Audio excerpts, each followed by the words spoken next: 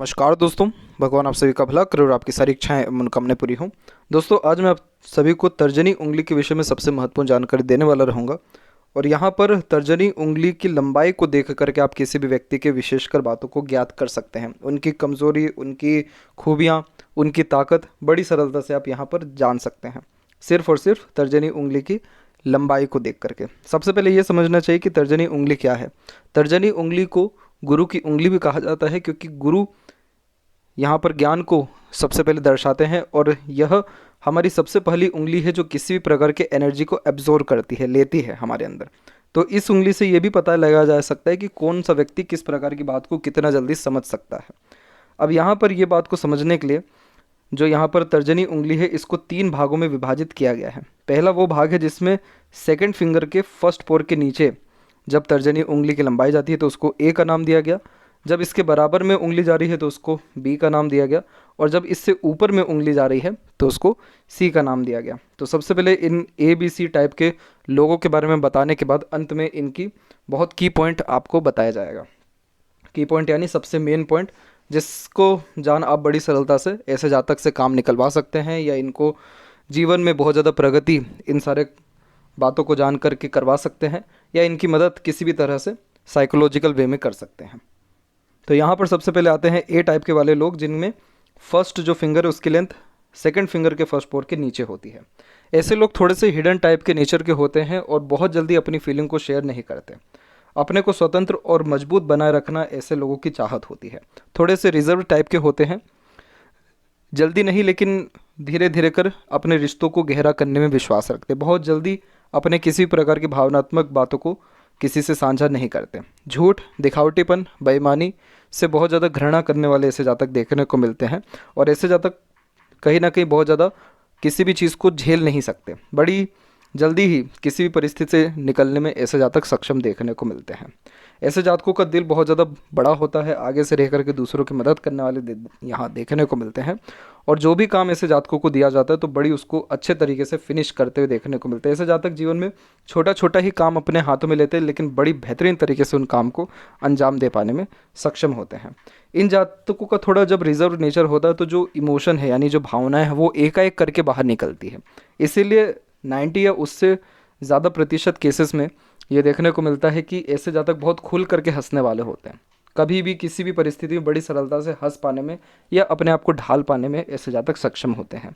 बहुत ज़्यादा शांति प्रिय किस्म का स्वभाव ऐसे जातकों का होता है और बहुत जल्दी किसी के क्लोज आने से बचते हैं, क्योंकि रिजर्व नेचर होता है। थोड़े से डरे सहमे रहते हैं कि सामने वाला व्यक्ति इनको कहीं ना कहीं चोट ना पहुंचा जाए, धोखा ना यहाँ पर दे जाए, क्योंकि ऐसे जातकों को बड़ी सरलता से बहलाया, फुसलाया या फिर अपने बातों में लिया जा सकता है। क्यों ऐसा हो रहा है? क्योंकि जो फर्स्ट फिंगर है वो आपके ज्ञान को, आपके अभिमान को, आपके नेतृत्व करने की सक्षमता को, सीखने की सक्षमता को, निर्णय लेने की योग्यता को इंडिकेट करता है। और इस कंडीशन में किस उम्र में किस प्रकार की आपके ऊपर जिम्मेदारी आएगी ये भी आपको गुरु के क्षेत्र से नहीं तो गुरु की उंगली से दिख जाएगा। अब जब इसकी लेंथ जब कम हो जाती है तो ऐसे जातक किसी प्रकार के नेतृत्व नहीं कर पाते हैं, किसी भी प्रकार का यहाँ पर जिम्मेदारी लेने से थोड़े हिचकिचाते हैं या पीछे हटते हैं। किसी के अंडर में बड़ी सरलता से ऐसे जातक काम कर पाते, तो इस कारण से भी रिजर्व नेचर और तमाम तरह का हिडन टाइप का नेचर हमको देखने को मिल रहा है। इसके अलावा अब बात करते हैं उनका जिनका यहाँ पर जो फर्स्ट फिंगर है उसकी लेंथ तकरीबन थर्ड फिंगर के फर्स्ट पोर तक आती है। तो इस प्रकार की जब हथेली आपको देखने को मिले तो ऐसे जातक बहुत जल्दी मूव ऑन कर पाने में सक्षम होते हैं, लेट गो कर पाने में सक्षम होते हैं। इसका मतलब ये रहता है कि बहुत जल्दी किसी भी परिस्थिति से निकल पाने में या किसी भी परिस्थिति को संभाल पाने में भी सक्षम देखने को मिलते हैं। बहुत जल्दी ऐसे जातक को यहाँ पर भांप जाते हैं, समझ जाते हैं सामने वाले का व्यक्तित्व या फिर सामने वाले की नीयत या फिर किसी भी परिस्थिति को बड़ी सरलता से समझ पाने में सक्षम देखने को मिलते हैं। यहाँ पर सबसे बड़ी बात ये देखने को मिलती है कि ऐसे जातक जो मूव ऑन कर पाते हैं तो इस कारण से ये इन जातकों में एक आदत होती है रात गई बात गई। बहुत ज़्यादा दिल में बातों को लगाए बैठे रहना ये इनके बेसिक नेचर में नहीं होता, इसलिए बहुत अधिकतर मामलों में ऐसे जातक नाराज़ नहीं होते हैं और बहुत ज़्यादा ये डाउन टू अर्थ किस्म का नेचर देता है। ऐसे जातक अपने लाइफ में एक प्रकार के ज़्यादा चेंजेस अडॉप्ट नहीं करते, कांस्टेंट रहना यहाँ बहुत ज़्यादा पसंद करते हैं। अपने कंफर्ट्स में रहना इन जातकों की कहीं ना कहीं आदत होती है, इसलिए अपने कंफर्ट्स के बाहर नहीं निकलते। डे टू डे जॉब या रूटीन टास्क जो भी इनको दिया जाएगा ये बड़ी सरलता से कर लेंगे। लेकिन बहुत ज़्यादा प्रो कॉन्स एनालिसिस या प्लानिंग के साथ अगर कोई काम करने को कहा जाए तो इनसे ये चीज़ नहीं हो पाएगा। इन जातकों में जब भी गुस्सा आएगा तो उसके साथ ज़िद बड़ी सरलता से आएगा। लेकिन जैसा कि कहा गया कि ये डाउन टू अर्थ है, तो बड़ी जल्दी अपने गलती को ये लोग समझ लेते हैं और आगे से जा कर के माफ़ी मांग लेते हैं, नहीं तो पहले से जा कर के झुक जाते हैं। ऐसे जातकों का दिल कहीं ना कहीं अधिकतर मामलों में साफ देखने को मिलता है। कोई ऐसा छल कपट जैसे योग यहाँ बहुत कम होते हैं। अपना काम निकलवाने के लिए किसी भी हद तक गिरने की योग्यता ऐसे जातकों में नहीं होती है। बहुत जल्दी अपनी बात को यानी दिल की बात को ऐसे जातक भी नहीं बता पाते हैं। थोड़ा सा इनका भी जो नेचर है हल्का सा रिजर्व होता है, लेकिन उतना नहीं होता जितना यहाँ पर कैटेगरी ए के विषय में बात किया गया। बहुत स्ट्रेट फॉरवर्ड टाइप का ये नेचर दे देता है, क्योंकि सीधे स्पष्ट रूप से बातचीत करना या सुनना विचारना ऐसे जातकों को पसंद होता है।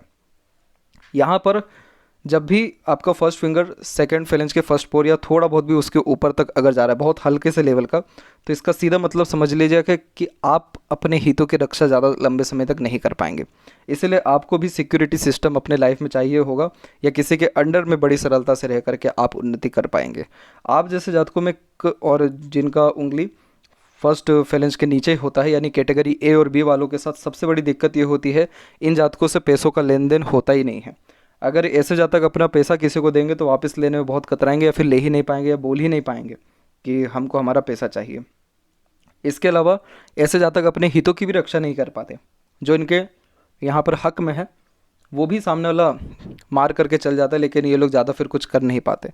तो इस कंडीशन में हमेशा अपना जो बैकग्राउंड है उसको स्ट्रॉन्ग रखना चाहिए, या फिर अपने कॉन्टेक्ट ऐसे जातकों को बहुत ज़्यादा स्ट्रॉन्ग रखने चाहिए। और कभी भी पैसों का लेन देन हुआ या कोई भी बात जब कोई मान ना रहा हो, तो थोड़े पावरफुल व्यक्तियों का सपोर्ट भी, या फिर कहीं ना कहीं जिन लोगों का पोजीशन है उन सबका थोड़ा सपोर्ट लेना चाहिए।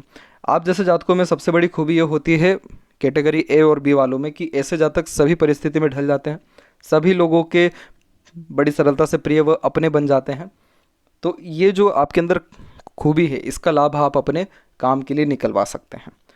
अब यहाँ पर बात कर लें आपके कैटेगरी सी के बारे में, जिसमें अधिकतर मामलों में जिनका फर्स्ट जो फिंगर है वो सेकंड फेलेंज के यानी सेकंड फिंगर के फर्स्ट फेलेंज के ऊपर तक जाता है। और ये जो केस है ये तकरीबन 80% फॉर्मेशन तकरीबन यही देखने को मिलता है, यानी 80% लोगों की हथेली में तर्जनी की लंबाई कुछ इसी प्रकार से होती है। तो ऐसे जातक के अंदर थोड़े मिले जुले किस्म के प्रभाव आपको देखने को मिलेगा। ऐसे जातक आगे से रह कर के कभी किसी से बात नहीं करते, अधिकतर मामलों में आगे से रह कर के कभी किसी से अप्रोच नहीं करते, बहुत जल्दी किसी से ये भी जातक घुलने मिलने वाले नहीं होते।